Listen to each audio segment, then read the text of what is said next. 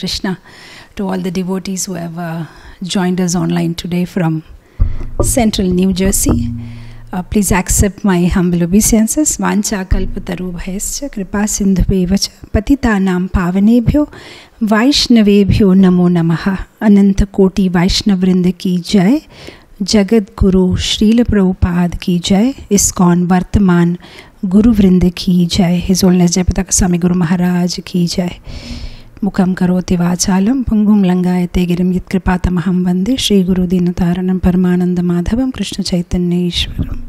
Hare Krishna. So I'm very happy to be back again in your forum, and I hope all of you are doing well.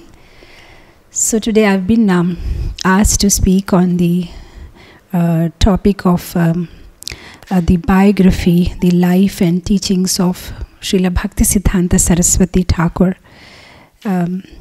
It's a huge subject, and before I get into that, we'll pay our obeisances to Srila Bhakti Siddhanta Saraswati Thakur by reciting his pranam mantras, and then we will dive into the subject matter of today's class.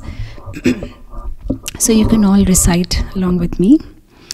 Namo Om Vishnupadaya Krishna Preshtaya Bhutale Srimate Bhakti Siddhanta Saraswati Iti Namine Shri Varshabhanavi Devi Daitaya Kripabdhaye Krishna Sambandha Vignana Daine Prabhave Namaha Madhuryojjvala Premadhya Shri Rupanuga Bhaktida Shri Gaura Karuna Shakti Vigrahaya Namostute Namaste Gauravani Shri Murtaye Dinatarine Rupanuga Viruddha Apasiddhanta Dvantaharine.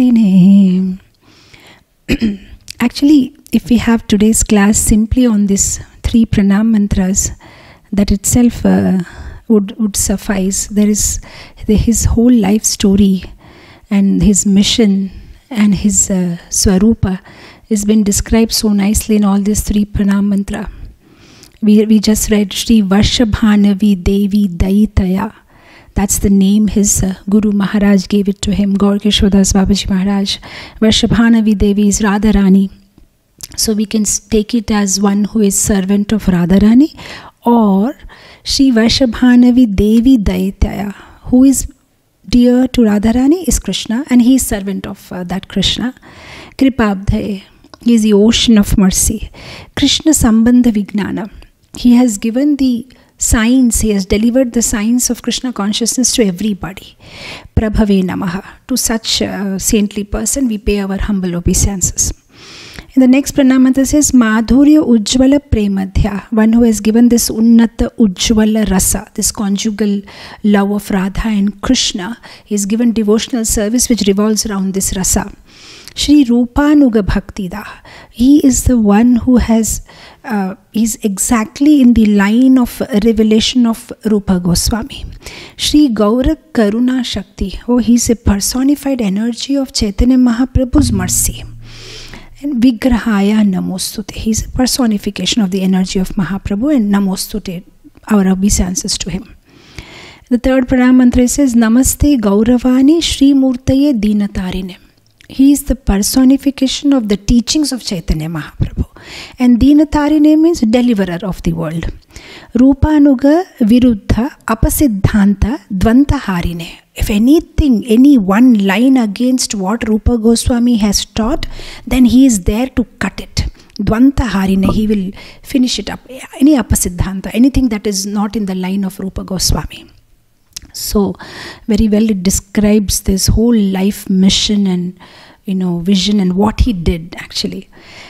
Bhaktisiddhanta Saraswati Thakur occupies a very important place in all of our lives because he gave us Srila Prabhupada, Srila Prabhupada's Guru. Srila Prabhupada was so particular that his appearance and disappearance days should be celebrated properly. In fact, at many places he said 108 items should be cooked and it should be done very grandly.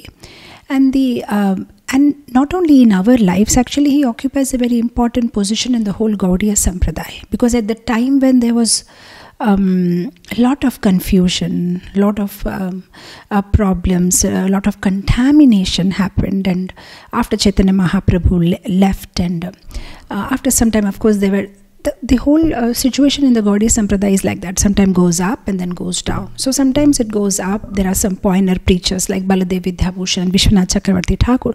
But again, after some time, it went down. And again, Bhakti Siddhanta Saraswati Thakur came and he again brought it up. And then again, Srila Prabhupada continued it. So it's like that. And he's one of the pointer preacher who brought about lot of revolutionary changes. And he was a radical preacher. And in Krishna Leela, he is Nayan Manjari. In Krishna Leela, he is Nayan Manjari, permanently having a residence in Yavat. And as Nayan Manjari, his age is 12 years, 3 months and 15 days, pinkish in color, Vama Madhya, and permanent seva is to put lac underneath the feet of Radharani. But here in the preaching mission, he comes as the son of Bhakti Vinod Thakur. So I don't know actually where to begin and where to stop, because it's so much matter is, so much we know about this topic, since there are many beautiful books written, and this a wonderful book written by His Holiness Bhakti Vikas Swami Maharaj, and then of course Ray of Vishnu. There are so many books and so much information regarding him. So it's like a deep ocean. But what I'll do is I'll start traditionally from his birth, and then few activities, and then challenges that he faced, and what important position that he has in Gaudiya Sampradaya, and most importantly, what are the lessons that we can take from his life will be our today's focus. So to begin with, once upon a time, in a place, holy place of Jagannath Puri, there lived a holy man called Bhakti Vinod Thakur, and he and his wife Shri Yukta Bhagavati Devi Dasi gave birth to this amazing personality called Bhakti Siddhanta Saraswati Thakur on 6th of February 1874 at 3:30 p.m. So Bhakti Siddhanta Saraswati Thakur's coming is because of Bhakti Vinod Thakur's fervent prayers. Just like Advaita Acharya prayed so much and Chaitanya Mahaprabhu came for his sake. Similarly, Bhakti Vinod Thakur was doing very successful preaching at that time. He had a high position in the British government. He was a deputy magistrate. At the same time, simultaneously, he was doing wonderful preaching in so many Namahattas, and each Namahatta had thousands of people, and he was doing wonderfully. But what he was worried is that who will carry forward this, what he has begun and what he is doing presently. So he was fervently praying to the Lord that please send me. So that is why Lord sent his ray, and that's how we call ray of Vishnu. Lord sent Bhakti Siddhanta Saraswati Thakur in answer to Bhakti Vinod Thakur's prayers. So when he was born, we know the popular stories how he was born with the umbilical cord which was wrapped around his body like a Brahmin thread, and how the astrologers predicted that he is a Mahapurusha, a great personality, because he had so many different auspicious symbols on his palms, and his charts were amazing, the constellation and the stars at the time which he was born. And then we know this popular story of how when he was very young, just 6 months old or something, they were living in Jagannath Puri, and how the Rath Yatra cart stopped right in front of their house and didn't move for 3 days. And then taking advantage of that situation, Bhagavati Devi, Bhakti Siddhanta Saraswati Thakur's mother, he goes with this baby, and she gets up on the cart, and as she puts the baby in the lotus feet of Jagannath, the baby comes, takes out his hand and tries to touch the feet of Jagannath, and then and there Jagannath's garland falls on him, and all the pujaris, the priests who are around, they say, oh, he's blessed, he's specially blessed by Jagannath. And then we know how during his Anna Prasanna, the grain giving ceremony, traditionally they give choice to the children to know what kind of inclination they have. So they'll put Srimad Bhagavatam and then they'll put some gold coins and they'll just see where the child is attracted to. But during his Annaprasanna ceremony, Bhakti Siddhanta Saraswati Thakur, he just took Srimad Bhagavatam to his chest. So everybody was very happy. They could understand that, yeah, he's inclined towards Krishna consciousness. And then by the age of 7, he already knew Bhagavatam like the back of his hand. He was well versed in the whole Bhagavad Gita, cover to cover. And then later they moved to Calcutta. And then in Calcutta they were building this Bhakti Bhavan. They were constructing a house. And while they were constructing, they did some digging. And while digging, they got this Kurma deity. So Bhakti Vinod Thakur, he gave this Kurma deity to Bhakti Siddhanta Saraswati Thakur. And so at that young age, he started worshipping Kurma Dev, and Bhakti Vinod Thakur also initiated him into Harinam. So he gave him beads to chant and he started chanting. He was also chanting the Shima mantra. In his childhood, he was called Bimala Prasad.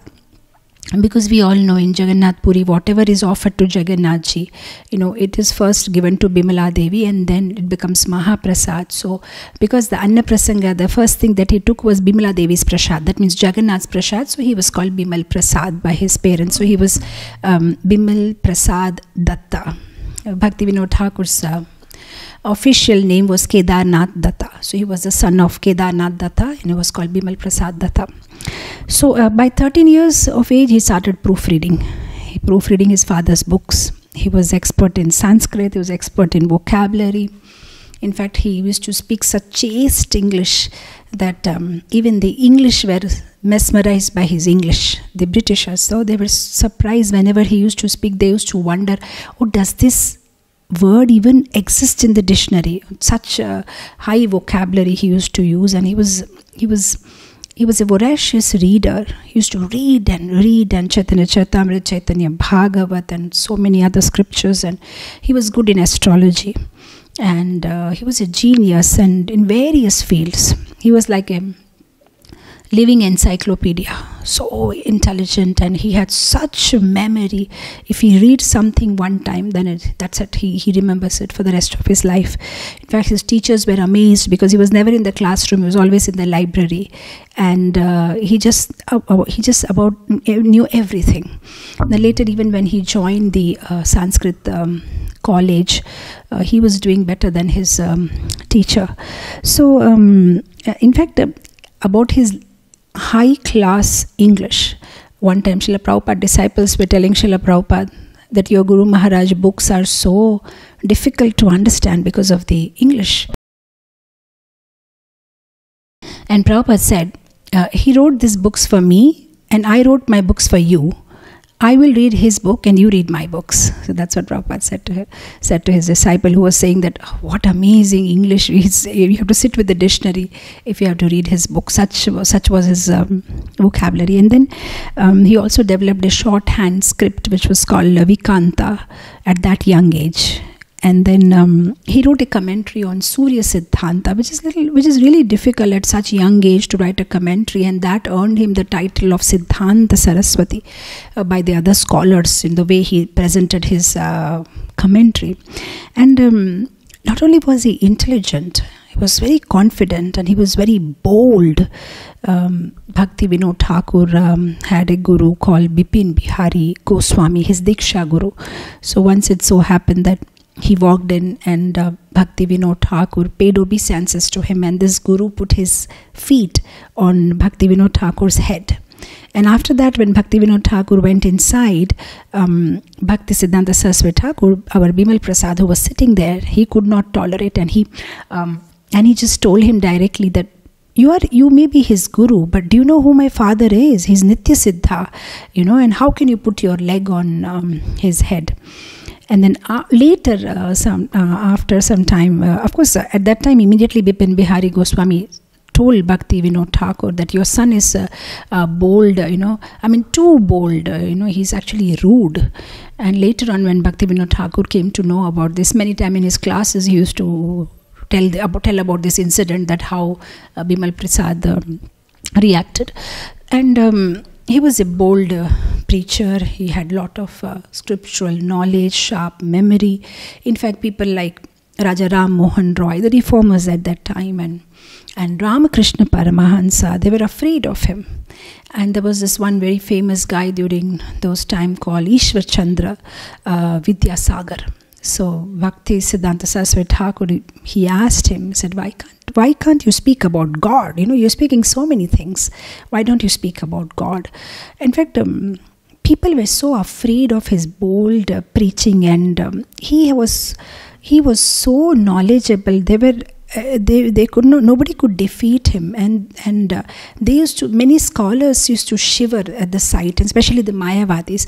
If they actually saw him on the street, they would simply cross the road and immediately leave. They didn't even want to come in his sight, because they know they will be thoroughly embarrassed. And in fact, if he used to see Mayavadis, sometimes he used to just go and confront, you are an offender, you are an offender. Why do you say Krishna does not have a form?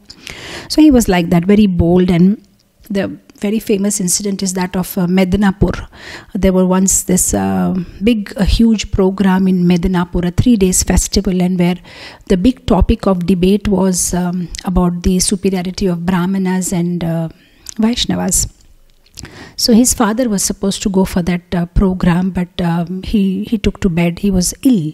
So in his place, he sent Bhakti Siddhanta Saraswati Thakur. So he went and attended that festival. He was from very young age. He was very good in debating, and he was very good in logic and rational thinking, and he could defeat just about anybody. So he went there and attended the 3 days festival. So on the first day, he started speaking about how great Brahmanas are, how the Brahmanas are so great that if they walk all the 4 directions, pay obeisance to the Brahmanas, and how Brahmanas means who knows the Brahma, they have Brahma Gyan, and wherever they go, it brings all auspiciousness. So he went on and on and on praising the Brahmanas. So all those Brahmanas who were sitting there, they became so happy. Oh, looks like he's on our side, he's praising the Brahmanas. And then the second day of the festival, he spoke about the current situation the Brahmanas are in, how they have fallen down and how they are not up to the standard. And on the third day of the festival, the final mega conclusion he gave, that how Vaishnavas are greater than Brahmanas in every aspect, and their whole assembly was applauding him. They were all full of applause, and they were so happy the way he presented and concluded, that they were all mesmerized by him. And in fact, there was like a stampede. People wanted to run and rush and go and hold his feet and take the dust from his feet, and there were police officials who had to control the crowd, and there was almost like a stampede. Young boy speaking so amazing, and everybody was so happy hearing his arguments, and everybody was convinced. And then of course later on he went to King of Tripura, and he had a job there. He took a job with the royal king. He had to teach the prince, educate them, and give advices. He was like the royal historian, giving important advice to the king. But after 3 years of service, he decided to retire. So he told the king, no, I want to retire, because when he saw there were lots of politics and it's not helping his Krishna conscious preaching. So he decided to retire. But the king was so happy with him that he gave him full pension for the rest of his life after 3 years of retirement. And what was his age at that time? Maybe 25. So he retired at the age of 25 with full pension. Of course, after 3 years, he stopped taking the pension voluntarily. He said, I don't need it. Now, it was during this time that he met his guru, because Bhakti Vinod Thakur used to give classes, and Gaur Kishore Das Babaji Maharaj was coming to hear those classes. And at that time, Bhakti Vinod Thakur guided him that you can take Diksha from him. So then he approached Gaur Kishore Das Babaji Maharaj, said, I want to take Diksha from you. And Gaur Kishore Das Babaji Maharaj was surprised, because Bhakti Siddhanta Saraswati Thakur was like the scholar with so much knowledge and so much intelligence, and such a genius, and so many languages, and he was amazing with so much scriptural knowledge. He was an erudite scholar, And externally, literally, Gaur Krishna Das Babaji Maharaj was illiterate. So he said, how can I give you a Diksha? Why do you want to take Diksha from me? I don't think I'm qualified. And he convinced him. He said, well, I need your mercy. You have to give me Diksha, and I want to take Diksha from you. And then Gaur Krishna, of course, it's a big conversation. And then Gaur Krishna Das Babaji Maharaj, he replies, he said, mercy is not mine to be given to anybody. Mercy is Chaitanya Mahaprabhu's. So I have to ask him whether he's ready to give you mercy or not. So then very patiently, Bhakti Siddhanta Thakur says, okay, I'll come back. I'll come back. You please ask Chaitanya Mahaprabhu, I'll come back. So after some time, he again goes. And then he asked, did you ask him? So he said, ask what? No, you said you will give me Diksha. You said you will ask Chaitanya Mahaprabhu. So he said, oh, I forgot to ask. Okay, now go from here. He said, but please ask him, I'll come back again. So he comes back the third time. So he says, yes, sir, have you asked? Have you asked Chaitanya Mahaprabhu? And then, Gaur Krishna Das Babaji Maharaj simply not interested to give him Diksha. So he says, I asked him. He said, no. Okay, now go. So he said, no, you are cheating me. You are worshipping Krishna, who is a big cheat, and you are cheating. You are cheating me. You have not asked him. You have cheating me. Unless and until you accept to give me Diksha, I am not going to go. I have accepted you. I have given my heart to you. I have accepted you as my Guru. And I want to take Diksha from you only. So he counter-argues. And if you are not ready to give me your mercy, I don't know what to do with this life. I better give it up. I am ready to go and give up my life just now. Then Gaur Krishna Das Babaji Maharaj stops him and said, no, I'll give you Diksha. Go and take bath in Ganga and come back. So then he takes bath, and then Gaur Krishna Das Babaji Maharaj gives him the Diksha mantra. And then he gives him this name, Varshabhanavi Devi, Daita. He gets this a name of, beloved servant of Srimati Radharani. So, 2 points that touched me when I was just going through this is, which we can take in our life, is determination. What determination Bhakti Siddhanta Thakur had, whether it is about his Diksha, so much patience, and he kept on pursuing, patience but enthusiasm. Sometimes we have patience, but lot of patience, and there's no enthusiasm. In the sense, we may have patience like, well, the Goloka Vrindavan is permanent and the soul doesn't have death and I am permanent. So what's the hurry to go back to Goloka Vrindavan? Let us be patient. We may have that kind of patience. Actually, Bhakti means it has to have patience and enthusiasm. That means every time there should be Utsaha and Dairya and Nischaya. There should be a lot of enthusiasm to pursue the goal. At the same time, when visibly we can't see any results, then patience to continue the process again with same enthusiasm. And I was thinking that such determination he had, he kept on pursuing, he never lost hope, and this determination was from the very young age. If we all remember the popular incident of how when he was just 4 years old, and that was mango season, and there was a basket of ripe mangoes brought to their house, and a small child playing here and there, he sees those ripe mangoes and takes one and starts eating. And when Bhaktivinoda Thakur comes home, he says, what did you do? This is not offered to Krishna. And then he immediately thinks, oh, I am an offender. Oh, I just took it without offering to Krishna. So he took a vow, for the rest of his life he will not eat mango. In fact, sometimes if his disciples used to come and offer him, he used to immediately become emotional. He used to say, I'm an offender. Without offering Krishna, I have taken it. I cannot touch mango. What determination. In fact, usually children below 5, if they do any such mistake, we don't even take it so seriously. But he was so determined that I'm not going to touch mango for the rest of my life. So whether it's a mango incident, or whether it's his Diksha incident, or whether it is his chanting of holy name. Actually, after he gets Diksha and all, he then takes a vow for chanting 100 crore names. So every day he chanted like 192 rounds of Hare Krsna Maha Mantra for 9 years continuously without a break. And to do something like that, one needs so much determination. And in fact, during those 9 years, he was not even eating with his hand.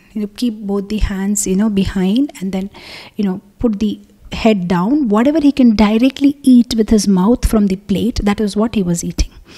and staying in a broken house, and sometimes rainwater used to come in, and he never bothered to repair the shed. He simply sat there with an umbrella and continued his chanting. So what determination, amazing determination. And I was thinking, maybe all this, I was just trying to think, where did he get this determination from? But one thing that was coming in my mind is that his worship of Kurmadev, that also has a lot to do with determination, because I read somewhere that like Nrsimhadev protects devotees. Whenever we need protection, we pray to Nrsimhadev, we sing Nrsimha Arati. Similarly, like when we want to have good chanting, we pray to Chaitanya Mahaprabhu to give us strength. Similarly, if somebody wants to keep up their vows, we're supposed to worship Kurmadev. In fact, we have a temple here near Vishakhapatnam. It's called Kurmadev Temple, Sri Kurmam Kshetra. And devotees go there and they worship Kurmadev, because Kurmadev helps devotees to keep the spiritual vows that they have taken, to keep them firmly. I mean, he helps in doing that. And Bhakti Siddhanta Thakur was worshipping Kurmadev from his childhood, from very young age.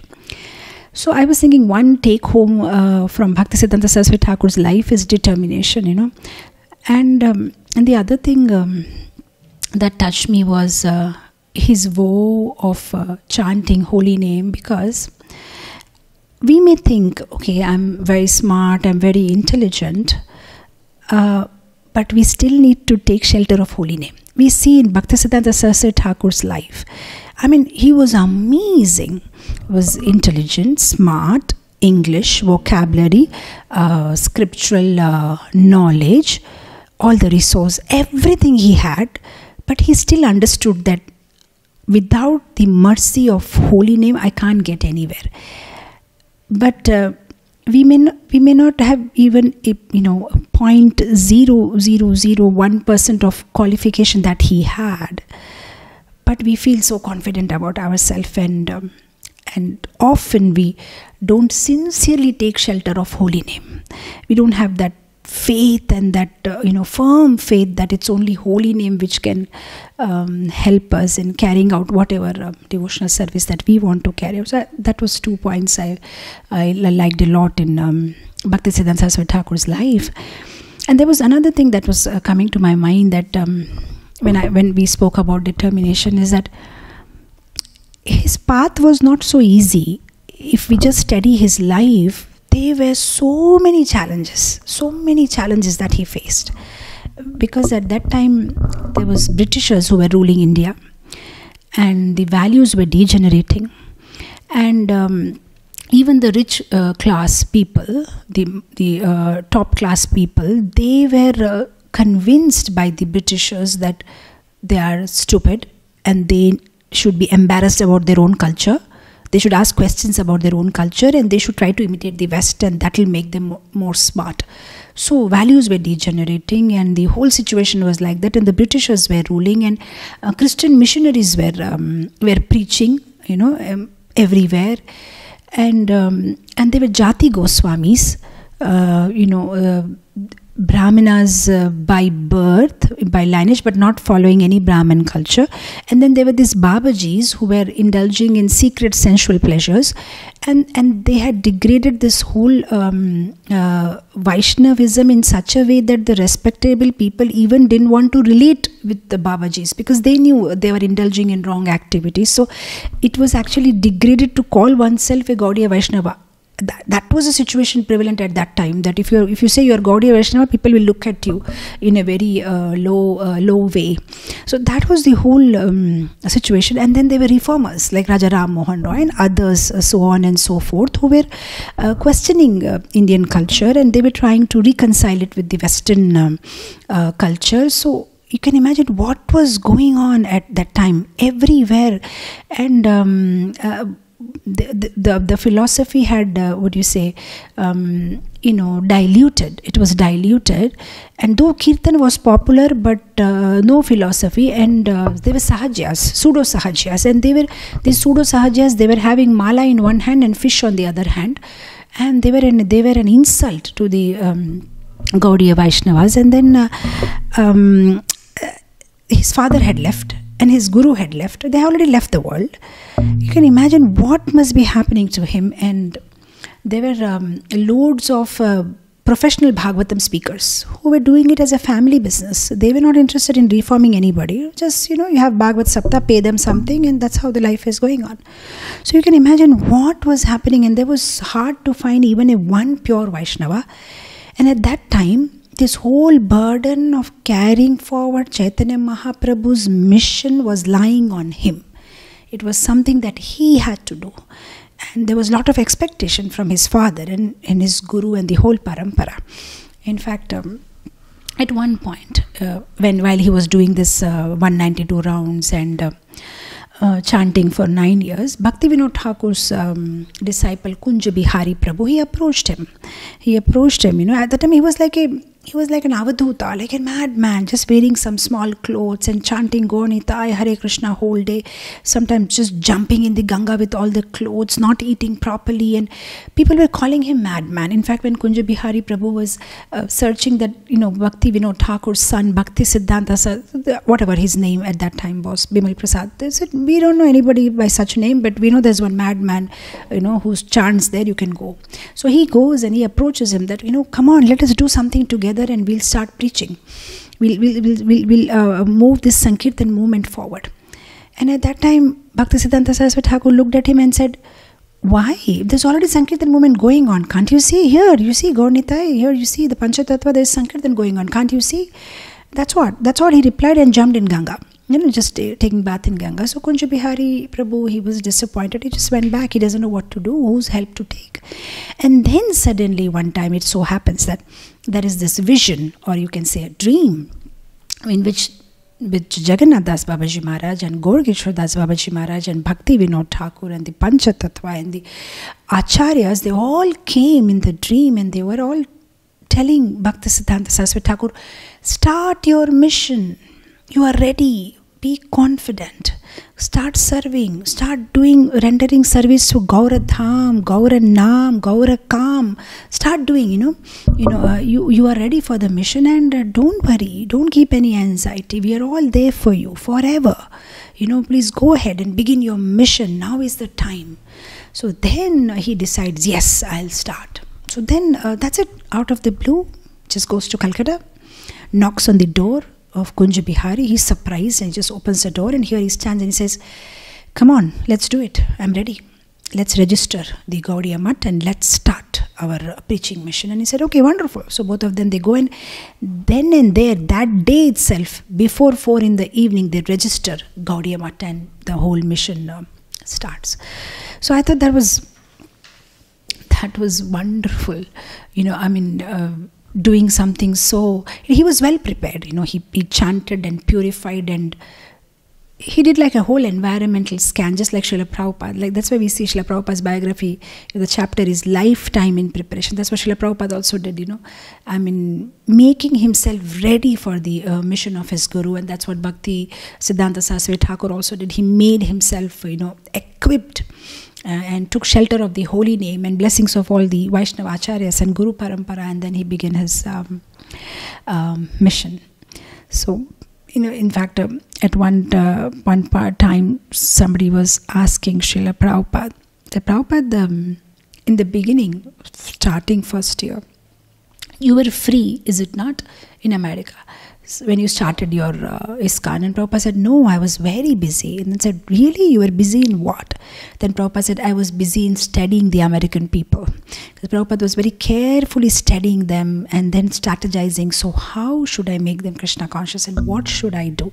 So similarly, Bhakti Siddhanta Saraswati Thakur, he waited patiently. It took 9 years' time. He chanted, and then he was all equipped and ready to start this Gaudiya Math mission. He was an amazing spiritual warrior, and once he began, there was no stopping. He was like fearlessly walking down and just, cutting down the walls of misconception, which is blocking the vision of Krishna for everybody. Now, what is interesting is the innovative ways that he did things. Actually, there are these 3 things. Sambandha, Abhidaya and Prayojana. Sambandha is our relationship with the Lord, and Abhidaya is the way we execute after understanding that relationship, and Prayojana is achieving the ultimate goal. So these three remains common, whether it was Chaitanya Mahaprabhu's time or Bhakti Siddhanta Saraswati Thakur's time or Baldev Vidyabhushan or us. But sometimes what is adjusted is the Abhidaya, the way you execute it. The goal remains same and our sambandha remains same. But sometimes the expert acharyas, they change the Abhidaya, the way you do it.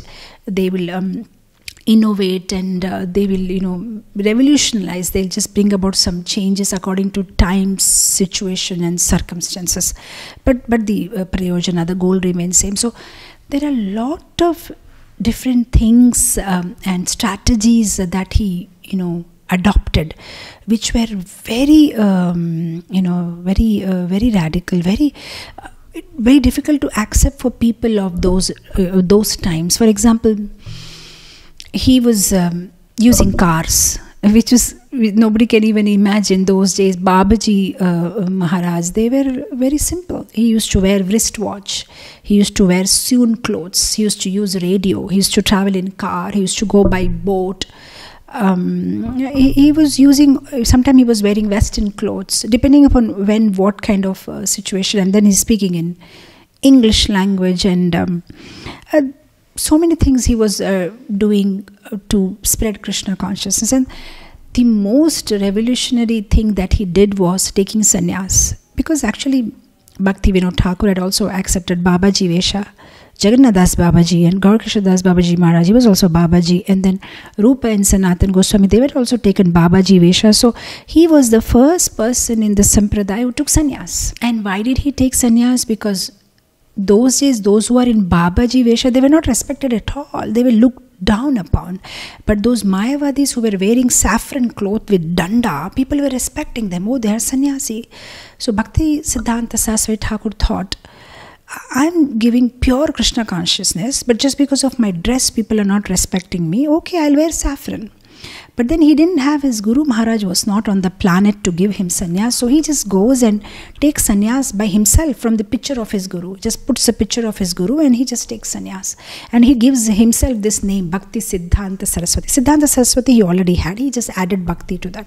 Bhakti Siddhanta Saraswati Thakur. And he said, now I'm in the saffron robe, so that now people will listen to my Vani. So that was, very revolutionary, taking sannyas by yourself. And then, but he went to any extent to do the preaching. And not only did he take sannyas, he gave sannyas to so many. He created like a big army of sannyasis and brahmacharis, and they were all on fire. They were all helping him in spreading Krishna consciousness. And then another very special thing that he did was creating institution, which is very surprising, because all along it was he who was against institution. In fact, he made many statements and spoke against having an institution. In fact, having an organized religious institution, he compared it to Putana. He said, just like Putana, she promised milk but delivered poison to Krishna. This is what the organized religious institutions are doing, and they have been misused, and they are promising something, nourishment, but actually they are not doing. They are like Putanas. So he was so much against an organized religious institution, but when he saw the need for it, that looks like without this I won't be able to spread Krishna consciousness fast. Then he just changed. He changed his stand, and he, started this organized structure of Gaudiya Math. Because his argument was that not everybody, small devotees, may have a strong urge for Krishna consciousness. They may have a small urge for Krishna consciousness, but this small urge has to be nourished. Just like if there is a small trickle of water, what happens usually when the small trickle, it will go up to some certain place. After that, it will get dry. But if you make a pathway for the trickle, then it will continue for longer time. So suppose if you have many institutions, if you have an institution which joins all the small trickles, all the small devotees, then all the trickles will join and become a river, and river can flow very easily into the ocean without getting dried. So that was the philosophy, that institution means it can bring all small trickle, it can bring all small devotees together, and together, like Prabhupada gave the example of bundle of sticks. He said one stick you can break, many sticks together you can't. That's what an institution can do. Many together they can they can do something to take Krishna consciousness forward. So he created the institution, and then the other thing that he did was borrowing different vocabularies, like using words which were never used before, something like universal fraternity, or using word like preaching, church, spirit, cult, all that, he just so that others can understand, like the Britishers or the people who were there at that time can relate to it. So he used different vocabularies, and then he also did something for general mass. He started the he made the Navadvip Mandal Parikramas more magnificent. Every time that he went on parikrama, there were like 5,000 people, 100 midangas, lots of flags, and like it was like a festival, and people were so attracted with the Harinam Sankirtanam. And then also he started the printing press. He had 4 printing press, and he was printing the books of different other sampradayas also, Ramanuja Sampradaya and Kumara, Nimbak, Madhvacharya, all the different sampradayas, whatever the common points, where everybody agreed. So those points he was emphasizing, and he wanted to basically unite everybody and be a big force in bringing Krishna consciousness in everybody's life. So he regularly met different scholars and leaders, and he was trying his best to somehow or the other meet more intelligent and sensible people and somehow bring them into Krishna consciousness. And he condemned Raganuga Bhakti, because those days they were taking advantage of that, Sakhi Bhav and all those things, wearing those women dress, and also he emphasized on Vaidhi Bhakti, so to follow Vaidhi Bhakti. And then he emphasized a lot on Shravan and Kirtan. So you should hear regularly. He used to tell his disciple every day hear the Sanatan Siksha and read Chaitanya Charitamritam. In fact, he was so attached to Chaitanya Charitamritam that at one time when his disciples were saying, those days there are like, floods, and sometimes, everything goes underwater. So they said, what should be our priorities? So he was saying that 2 things you should protect always. One is the deities and one is the books. So then he was saying that suppose you are drowning in the water, then 3 books you protect: Bhagavad Gita, Bhagavatam, and Chaitanya Charitamritam. And suppose if it's becoming too heavy, you can protect only 2 books. Then you give up Bhagavad Gita and you protect Bhagavatam and Chaitanya Charitamritam. And if it's still becoming too heavy and you are going to drown, then you leave Bhagavatam but you protect Chaitanya Charitamritam. And if it's still becoming too heavy, then you get yourself drowned, but don't live without Chaitanya Charitamrita. Otherwise, anyway, if Chaitanya Charitamrita is not there, what you will do by living? No use of that life if you can't save Chaitanya Charitamrita. In fact, at one place he was making this statement that every devotee should read Chaitanya Charitamrita at least 100 times, because Chaitanya Charitamrita makes our heart soft, and with soft heart you can understand Tattva better. So like that, he gave a lot of importance to Shravan and Kirtan, and we know he liked our dear Srila Prabhupada so much because of Srila Prabhupada's quality of hearing. When he was formally introduced, Prabhupada, he was also called Prabhupada, right? Bhakti Siddhanta Saarswati Thakur Prabhupada, this is Abhay Babu. And he immediately said, yes, I know him. He hears very nicely. He hears. So he was encouraging that. And then one more special thing that Bhakti Siddhanta Saarswati Thakur did was establishing Padapithas. Padapithas are places where Chaitanya Mahaprabhu went on pilgrimage, and such places he established Chaitanya Mahaprabhu's footprints.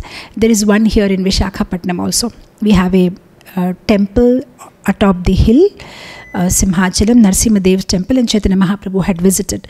So in the December, this month only actually, in December 1930, Bhakti Saraswati Thakur had come to Vishakhapatnam, and he had established Chaitanya Mahaprabhu's footprints on the top of Simhachalam hill. So this one thing he did all over India. And then another special thing that he did was sending his sannyasi devotees to preach to the West. Even before Srila Prabhupada went, there was another 2 disciples who went. One went to London and one went to Germany. They were not as successful as Srila Prabhupada, but they still got, Bhakti Saraswati Thakur to initiate 10 people. He did initiate 10 Westerners.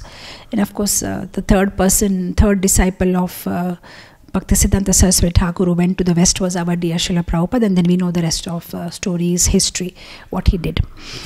And there was one nice point Bhakti Saraswati Thakur was making, that he said, I'm not only the proofreader of the printing press, but I'm also proofreader of men. I see their faults and I proofread, I just check and I try to remove those faults in them. And then he was making one very funny statement. He said, I am born in the zodiac sign of crab.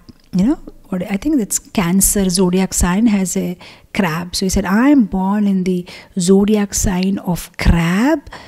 And he said, I don't know if it's Cancer or I don't know, but whatever. I said in the zodiac sign of crab. And he said, if any Siddhanta, I'm ready to pierce and cut like a crab. I'm not going to tolerate. And it was very... When we hear this, we may have an impression that he was very strong and bold and hard-hearted or very strict, but actually it's the other way around. He was just like the perfect surgeon who knows how to do the surgery, where to cut, but the person will be cured and there will be no harm done. He was that kind of surgeon. Sometimes we see other preachers who try to imitate Srila Prabhupada or other acharyas and try to be too strict. But, what happens ultimately is the operation is successful, but the patient dies. There has to be such perfect balance, You should know when to be strict, and you should also know when to forgive and, give. Actually, perfect preaching happens if you love the person you are preaching. Unless and until you have genuine love and care for that person, you cannot preach nicely. If you really care and you really love, then you really know when to say what and do what, so that you don't hurt the person. At the same time, you guide him very nicely in Krishna consciousness. Now, I'm just reminded of this pastime. Bhakti Saraswati Thakur was invited to one of his preaching centers, and there they had worked very hard, and I think they made a temple there, and they had called him for deity installation. So when he went there, he said, where is that devotee who had actually worked hard and brought the temple to this level? So the disciple said, Guru Maharaj, that person had some affair with a lady, and he didn't behave properly, so we rebuked him and we sent him out from the temple. And Bhakti Saraswati Thakur got so upset. He said, I'm leaving this place just now. I'm not going to install the deity. How can you throw the person out? And then, he was saying that somehow where he's, you search and bring him back. Okay, everybody has some fault, but you don't throw them out of the temple. They can be always rectified. One should understand one's mistake and continue serving Guru and Krishna, and that's the only rectification. That you should serve more harder. If you make a mistake, you serve more nicely. Not that you make a mistake and you just throw the person out of the temple. So he said, I'm not going to install the deity. Go and get the person. So at that time, Madhav Maharaj, who was called the at that time his name was Hayagriva Brahmachari. So he went and somehow searched for that errant, that Brahmachari who had done the error.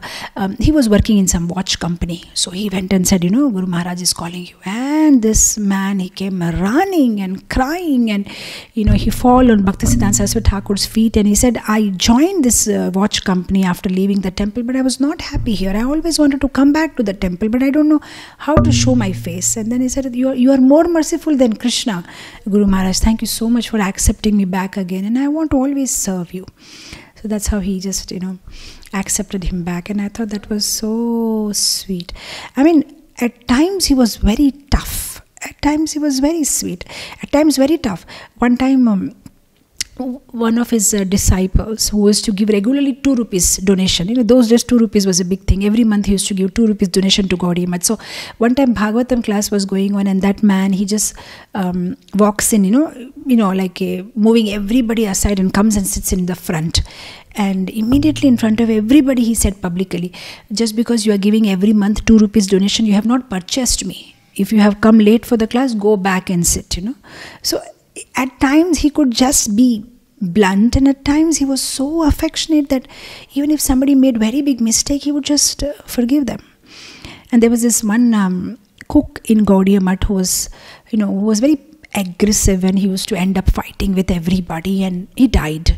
And when he died, devotees were actually relaxed and happy, and they were all saying, how he used to fight, remember, how he used to fight for this. They were all discussing like that.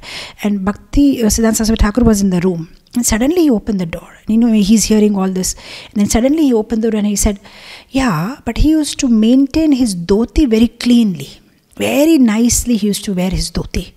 And after that, everybody kept quiet. So what he was trying to give message is that why not look for the good, in somebody, instead of always criticizing. And at many occasions, he did that. One thing that he hated was criticizing devotees.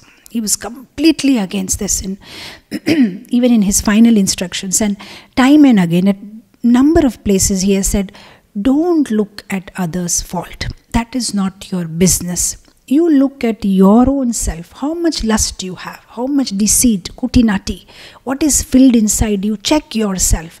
Don't look at others. This one thing he, kept repeating. And the other thing, that he was so particular that if somebody has come into Krishna consciousness, you can't take it so easily. And there was one statement he made where he said that he expects, of course I'm paraphrasing it, not the exact words, but he said, I'm expecting that every soft-hearted, tender-hearted, or every Gaudiya Vaishnava will be ready to shed 200 gallons of blood to make one person devotee, or to give nourishment to the spiritual corpus of one individual. Somehow bring him back from the clutches of Maya. This is his expectation from everybody, that just to make one devotee, we should be ready to, shed 200 gallons of blood. No, that is very inspiring, because sometimes when you are preaching and you are in a community, so many times such situations may arise where you have invested so much time and energy in a particular devotee, and when he doesn't reciprocate, or he doesn't grow in Krishna consciousness, and you may feel disappointed. Oh, I worked so hard behind this devotee, but we can always read this statement and, okay, I haven't given 200 gallons of blood yet. So we can always feel better that, okay, I haven't given 200 gallons of blood. We are supposed to give 200 gallons of blood to make one person devotee. So he was so caring and so so loving. And I think he used to, just like our Srila Prabhupada, who maybe wrote answers to 7,000 letters in his lifetime, apart from writing books and morning conversations and meeting different people and guests and giving Bhagavatam classes, and he wrote more than 7,000 letters. Similarly, Bhakti Siddhanta Thakur also, he used to reply each and every letter, not dictate to his secretary or write answers. And there were 2 or 3 bullock carts which were carrying those letters in different places and giving answers to everybody. So he was really concerned, and he wanted to personally reciprocate, with everybody. And there's one other thing that I like so much about him, and personally I've tried to use this in our community. Anybody who is at loggerheads, they don't like each other, then he used to make sure that, make that person publicly glorify the other person.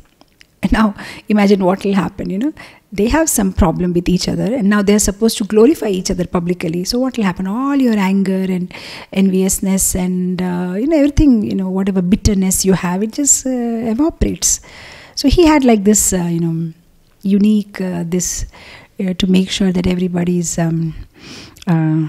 together and cooperate together, because we are a minority. Actually, we are very few in this whole big world, and if we don't cooperate with each other, and if we are, not together, how will we spread this mission? So he knew how to maintain just the right balance. Sometimes scolding, sometimes giving lot of affection. He said not to criticize. At the same time, he used to say, a sadhu who flatters you is your enemy. You should be away from them. A sadhu who flatters you, somebody keeps on praising you, then he's your enemy. He's not your well-wisher, because he's not telling you what is right. At the same time, he'll say, one should not criticize the other devotees. So, just maintaining the right balance. So, such amazing were his classes that every class of people got attracted, whether they were intelligent class or they were just normal mass people. In fact, the Britishers at one point had sent a spy that go and check what does he speak in his classes.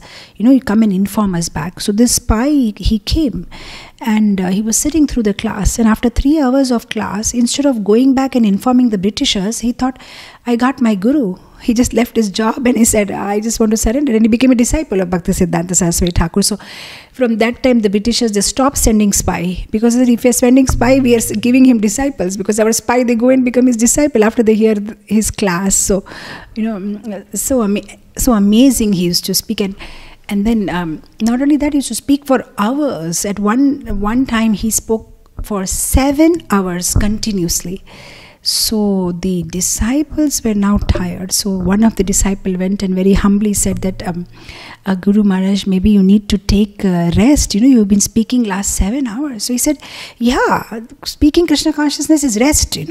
Last 7 hours I'm taking rest. Okay, now I'm taking rest. Now we have to do something, action. So for him, speaking about Krishna is like taking rest.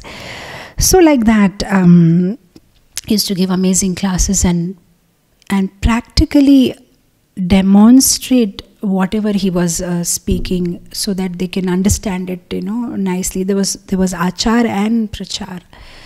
I'm reminded of one funny incident. One morning, Bhaktisiddhanta Saraswati Thakur, he gave a very amazing class, a very strong class on detachment, how one should be detached. And that day, after prasadam and all, he was, as usual, he's just writing his books. There is this ink bottle and everything. And he saw from his room that a monkey is gone, to the storeroom and taken 2 bananas and running away. And Bhaktisiddhanta Saraswati Thakur, he stopped writing and he ran behind the monkey, who had taken the 2 bananas. And the monkey made him run around, and finally the monkey threw the banana, and that, spilled the ink bottle, and all that he had written, everything got disturbed. So, Bhaktisiddhanta Saraswati Thakur's cook, he said, Guru Maharaj, if you don't mind, I just want to ask you this one question. In the morning, you gave a big class, how to be detached. And now we see you that for 2 bananas, you spoiled your whole work and you were running behind a monkey. How are we supposed to understand this? Then he said, no, we have to be detached, but that bananas are Krishna's banana. Radharani wants to offer it to Krishna. How can he take Krishna's banana? So I thought that was very interesting, because sometimes even when we hear classes, we actually really don't know what's the practical, how are we supposed to practically implement in our life.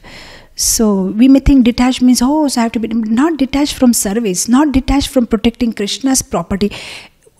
The detachment is from our sense enjoyment, but when it is like Krishnarthe akhil cheshta.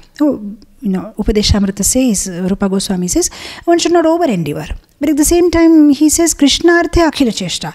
Oh, Krishna, you should do over endeavor. So like that, only they can actually explain. If we try to read on our own self, we may just have so many conclusions, but then they really, teach us what is the essence and how are we supposed to implement them in our lives.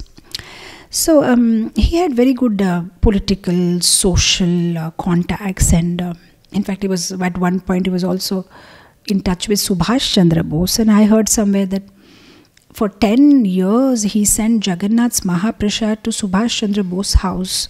And in fact, Subhash Chandra Bose's house, many of them, in the family members, they gave up eating non-vegetarian food because they were having every day Jagannath's Mahaprasad. So like that, he was preaching to all kinds of people, from mass to class to Westerners to Britishers to the intelligent class to the scholars, different other sampradayas, and just about everybody was trying to somehow or the other take everybody into the fold of Krishna consciousness, and then I think it's already time. And finally, at the age of 62, in 1936, 5:30 a.m. in the morning at Jagannath Puri, he left his body. He left this mortal world and went back to join Krishna in Goloka Vrindavan as Nayana Manjari Nitya Leela. So in his final days, he was in Jagannath Puri, and he gave very important instructions there. And the last 10 days he had become very sick, and he knew he's going to leave, and he gave very important instructions. And at that last moment when he was just about to leave, he asked Sridhar Maharaj to sing this bhajan, Shri Rupa Manjari Pada, and then one another bhajan of Bhakti Vinod Thakur and Shikshashtakam, and giving very nice and important instructions to his disciple. He left his body. There are many, many beautiful leelas and miracles and so many things that he did, but what is very special and why is he very special for us is that he gave us Srila Prabhupada. And that's one thing, that he gave us Srila Prabhupada, because it was his pursuance. He was persisting, Srila Prabhupada, that you leave your house, take sannyas. From the very first day that he met Srila Prabhupada as a young man on the terrace of Ultadanga Junction, where he said that, you are an intelligent man, why not you preach in English language? And then again he told that whenever you get money, you print books and at Radha Kund, and then initiating Prabhupada, and then encouraging Prabhupada to write. He told his disciples, so I think who were taking care of that magazine, Sajjana, Toshini, that whatever Abhay Babu writes, you print it. And later, when he left the world also, he came in the dream of Srila Prabhupada and encouraging him that you must preach in the English language, you must go to the West. And that is how Srila Prabhupada came in our lives. And also, Srila Prabhupada said that grandfather is usually more merciful than father. So he's our great-grandfather, at least for me. So he's a great-grandfather, so definitely he's, more merciful. He gives more mercy. And I think we need more mercy. We want more mercy, so we should pray to him. And Srila Prabhupada time and again said that I am successful only because I have followed my Guru Maharaj's instruction, my spiritual master's instruction as it is. So we can take this opportunity today to pray from the core of our heart that just like Srila Prabhupada took the instructions of Bhakti Siddhanta Saarswati Thakur, his Guru Maharaj, as his life and soul, may Bhakti Siddhanta Saarswati Thakur be merciful on us and give us that strength and energy and determination and patience to not only preach but practice what we are preaching sincerely and in a way that is pleasing to Guru and Krishna, to the whole parampara, and that we remain as the speck of the dust at the lotus feet of Srila Prabhupada for ever and ever.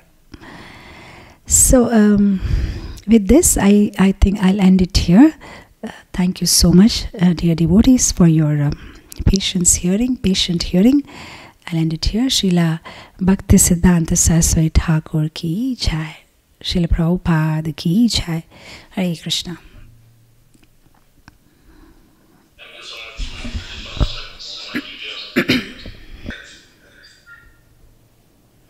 Okay, so your question is that you're chanting sometimes very nicely, but on the days that you're not chanting, you get frustrated, and sometimes that frustration becomes too much and you pour it out on your family members. So what to do about it?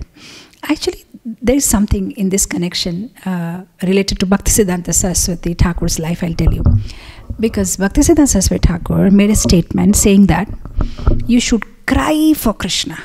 So then the devotee said, but Guru Maharaj, we are not able to cry for Krishna, then what to do? Then he said, then you should cry that you are not able to cry for Krishna. But then he said, but Guru Maharaj, if we are not able to cry that we are not able to cry for Krishna, then he said, then you should cry that you are not able to cry that you are not able to cry for Krishna. And then he went on saying, and then, adding one more cry and one more cry. And at the end he said, but you should cry. Somehow you should cry. You should cry. So actually it's a good sign if somebody is like frustrated and angered and why didn't I do my chanting today properly, or why couldn't I do it? It is nice because it shows that it's so important for you, but you don't have to show it on others. You should show it on yourself. That's the only change you need to make. That frustration is good. Being relaxed is not good, Being in a relaxed mood, okay, today I could chant, today I could not chant, no problem, I'll chant tomorrow. That's not a good attitude for sadhakas. They should have that passion. Why can't I? I have to complete my rounds today. I should chant. How dare I didn't chant? But you shouldn't do it on, pour out the frustration on others. The fact that we pour out frustration on others shows that we are in the mood of thinking that, others are not responsible for our shortcomings, or if we are not able to do something, we are responsible. And when we have a lot of false ego and we think we are, we are the boss, then that comes out where, we think we can, shout on somebody or get angry on somebody, or, we just have to work on our humility quotient. We just have to work on our humility. And if we understand that Krishna is in everybody's heart, and if we understand that we are making offense and they're all Vaishnavas, and if we are in constant consciousness, like many times I give this example, just like when you go to a departmental store, they have a sign, you are under CCTV surveillance. There is a CCTV and we are watching you. If a devotee is always constantly thinking, I am under CCTV surveillance and Krishna is always watching me, then he'll be so careful. And every time that I'm talking, dealing, speaking with anybody, whatever way I'm behaving, I'm constantly being watched by Krishna. And whatever we do, or we talk, or we behave, we should just rewind and check. If some senior Vaishnava from temple, from wherever, in whatever community was standing here, would I have spoken in this way with my wife or my son or my daughter or my mother? Or if my Guru Maharaj was standing there, would I have spoken like this? Or if the Lord is present here, would I have been? So we can just check, and then we understand where we are going wrong.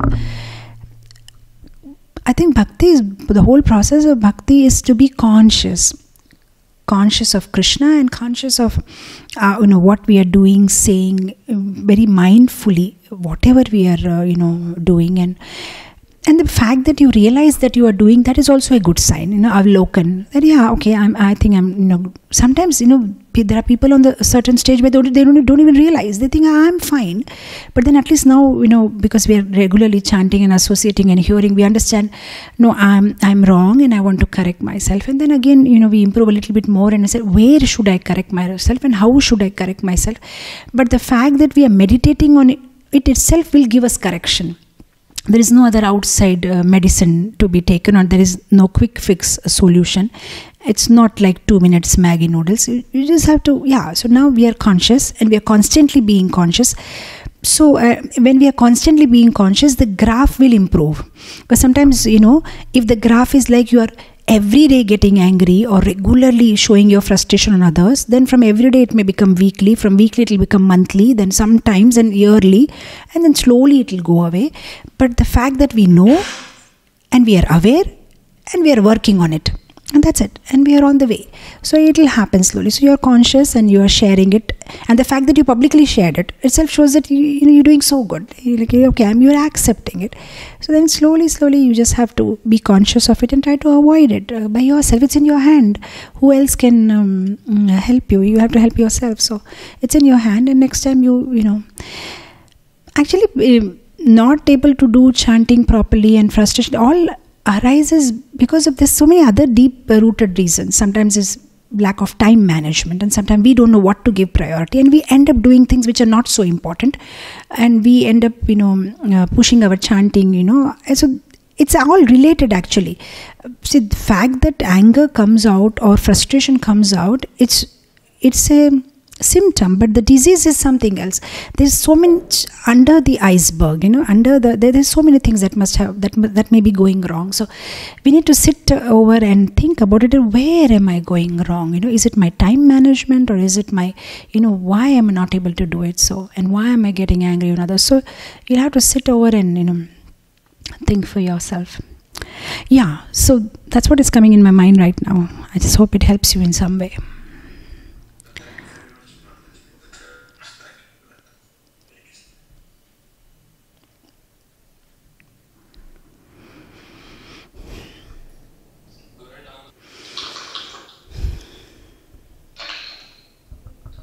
First of all, thank you so much for making that wonderful point. I just like that point, what you said, that, not physically carrying a fish on one hand, but we are actually mentally carrying fish and crab and everything, so many things in our hand. It's a wonderful point. I liked it. And that's so very true. And your second part is that, so how do we constantly be in that consciousness of CCTV camera that, yes, Krishna is looking at me? I think the more we do Shravanam and hearing, the more Krishna becomes a big part of our life. The more importance that we give him, and the more we hear, we become more conscious of him. That's what I'm able to understand, that when the Vanchan, when the Swadhyay happens very nicely, we are so much conscious of Krishna. He's all over our mind because he has occupied so much space in our mind, because we are regularly hearing and associating with devotees. I've seen with small children also, those whose parents go regularly for temple programs and temple seva. So when I interact with them, they say at our house the only topic is the temple, and this happened in the temple today, and prasadam and service, and this Maharaj is coming. So they're so much occupied by temple that it's difficult for them to remove temple from their mind. And I think that's what, if we are also regularly doing a lot of Shravanam and Kirtanam, Krishna will be all the time in our mind, and we'll be conscious of him every moment. Gradually it will happen. That's what yoga is all about, is it not? Yoga, yunjam, to be connected to Krishna at all times. And that is what is the essence of our spiritual life, that somehow to be conscious of him. That's why it's International Society for Krishna Consciousness. Always remember Krishna, never forget Krishna, somehow be conscious of Krishna. And I think for this yatra only I had given this 4-part series on how to become favorite devotee of Krishna. There also we were discussing how Krishna expects that his devotee will be a yogi. Yogi means one who is connected to him all the time. So the more we do Shravan and Kirtan, we'll be connected to him all the time.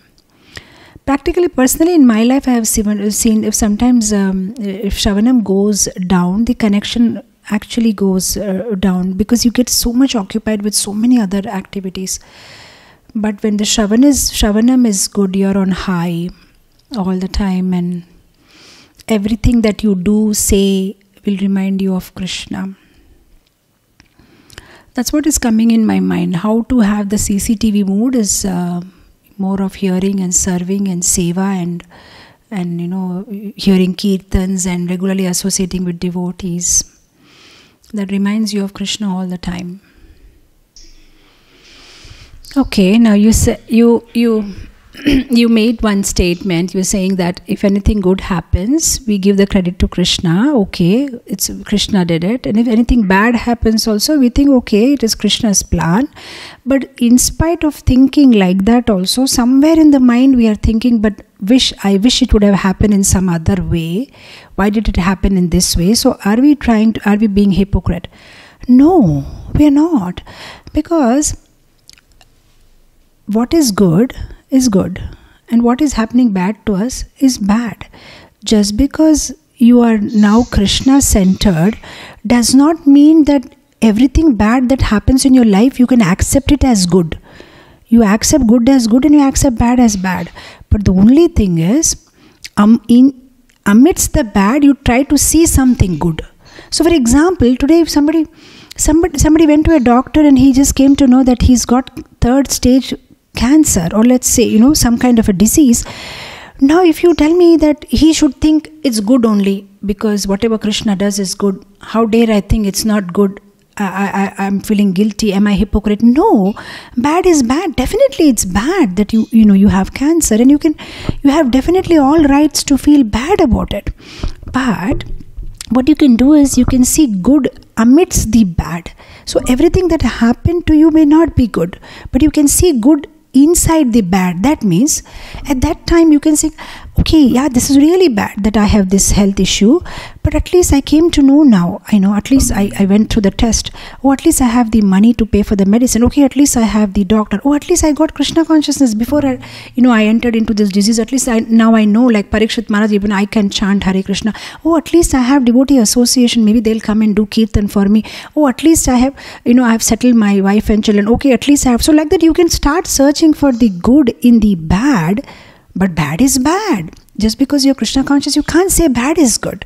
So there's no point of feeling guilty or feeling hypocrite that why am I feeling bad and why am I not able to accept everything as it is. No, the fact that you think, okay, Krishna is my well-wisher and whatever is happening, Krishna may be having a plan, but I wish it had happened that way. It's not wrong. It's not wrong. It's completely human to think in that way, and that doesn't make you hypocrite. Everybody will have some kind of a thinking, oh, I wish it happened like that, and I wish, because as long as we have brains, definitely we'll think, we can't completely switch it off.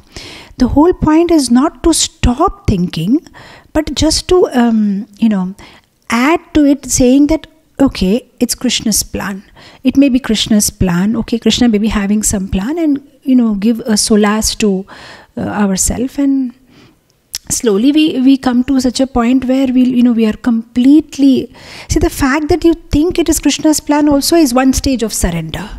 Where what are the 6 limbs of surrender, right? Avashya Rakshibe Krishna. Krishna is my well-wisher. He'll definitely protect me. He has a plan for me. So there is nothing to feel guilty about. It's completely human to think in that way. What would be wrong is if you would think, just because the thing didn't happen my way, Krishna is not helping me, Krishna is not protecting me, so I'm not going to chant. That would be something negative. But the fact that you're simply thinking, I wish it would have happened in that way, is not wrong. There's nothing wrong in wishing. You can always wish for things to happen in certain way. But the only thing is what kind of response or reaction. If you are not reacting in an adverse way, you are not a hypocrite. That's what am I thinking. Yeah. Prabhu, you have asked a very nice, very interesting question. When we come into bhakti life, we become very soft and we become very humble. So how do we live in this material world? Because there are people who may be very rough with us, and then at certain points we may have to react in different ways. So when should we tolerate and when we shouldn't tolerate?